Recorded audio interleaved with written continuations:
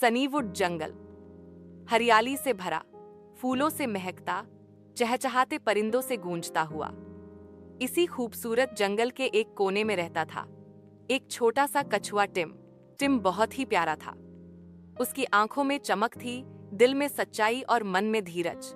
लेकिन उसकी एक बात जंगल के बाकी जानवरों से अलग थी, वो बहुत ही धीरे चलता था। टिम को इससे कभी कोई शर्म नहीं हुई। वो कहता था, तेज दौड़ना जरूरी नहीं, मंजिल तक पहुंचना जरूरी है। हर सुबह वो सूरज के साथ उठता, कुछ व्यायाम करता, पेड़ पौधों को पानी देता और फिर आराम से अपनी रफ्तार में जंगल की सैर करता। वो सबका दोस्त था, छोटे पक्षी हों या बड़े हाथी। एक दिन जब टिम पेड़ों के बीच टहल रहा था, उसकी नजर एक चमचमाते पोस्टर पर पड़ी। पोस्टर पर लिखा था, सालाना सनीवुड रेस, जीतने वाले को मिलेगा गोल्डन मेडल। टिम की आंखें चमक उठीं, उसका दिल धड़कने लगा। उसने मुस्कुराते हुए कहा, इस बार मैं भी दौड़ में भाग लूंगा। टिम की यह बात सुनते ही जंगल के तेज जानवर हौंसने लगे।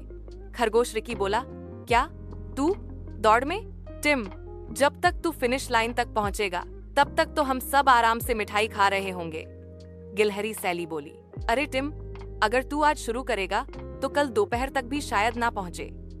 हिरण डैनी भी मुस्कुराया और बोला, तू हमारे साथ दौड़ ही नहीं पाएगा दोस्त। चारों ओर हंसी गूंजने लगी, पर टिम न शर्माया न डर गया। उसने धीरे से कहा, हाँ, मैं धीमा हूं, लेकिन मैं कभी रुकता नहीं, और जब तक रुकता नहीं हारता भी नहीं। अगली सुबह सूरज की पहली किरण के साथ ही जंगल में हलचल मच गई। सभी जानवर दौड़ के लिए तैयार थे। रंग बिरंगे झंडे लगे हुए थे, चारों ओर ढोल नगाड़ों की आवाजें थीं। छोटे बच्चे खुशी से उछल रहे थे। सब जानवर स्टार्टिंग लाइन पर खड़े थे। खरगोश रिकी, गिलहरी सैली, हिरण डैनी और टिम सबसे आखिर में। 3, 2, 1, शुरू। धम, दौड़ शुरू हुई। रिकी बिजली की तरह दौड़ा, सैली फुर्ती से कूदी, डैनी सरपट भागा और टिम ने अपना पहला कदम बहुत सोच समझ कर रखा। एक कदम, फिर एक और, फिर एक और। वो धीरे धीरे चल रहा था, पर उसकी आंखें सीधी मंजिल पर थीं। उसका मन शांत लेकिन मजबूत था। सूरज चढ़ने लगा, गर्मी बढ़ने लगी, फुर्तीले जानवर पसीने में भीगने लगे। रिकी रुका और बोला, थोड़ी देर पेड़ की छांव में बैठ लूं।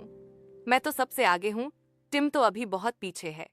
सैली ने कहा, मैं तो थोड़ा आराम कर लूं, टिम जैसे धीरे वाले से क्या डरना। और एक एक करके सभी जानवर रुकते गए, सुस्ताते गए, कुछ तो थक कर वहीं सो भी गए।